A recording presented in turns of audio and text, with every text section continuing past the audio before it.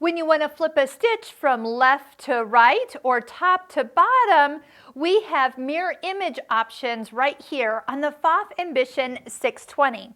So if you pick a decorative stitch on screen, you'll notice that if you touch the button that points left to right, it will flip the stitch from sewing more on one side than the other. Let's pick another stitch. You have to let's do stitch number 88.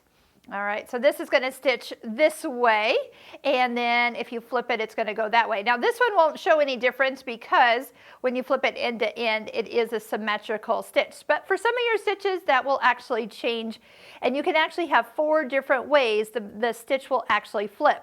So since you know I love decorative stitches, being able to combine these different options, and really what happens is a lot of times you're sewing a decorative stitch, you do want it flipped over, but you don't think about the mirror image, you think of just twisting your fabric so all the bulk is up in this area.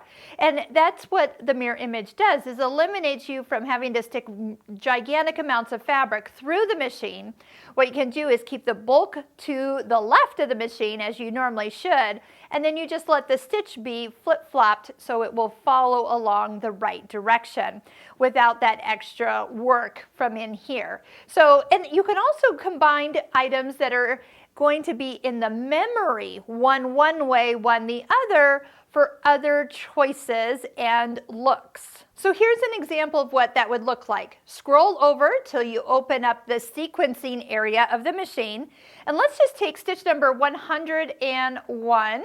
That's the little flower.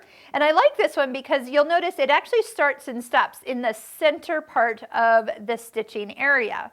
So when I enter in another one of these, and then engage the mirror image, you'll see that it now has a flow. So when we stitch out this particular grouping, you're going to see that it actually has a whole entire new look to this. Let's go ahead and touch the tie off button and then touch the reverse so it finishes up one of those patterns and stops for us.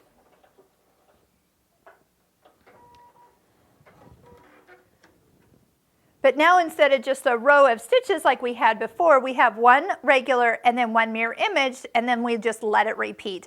And I always like that, especially if you put variegated thread in, looks much more appealing.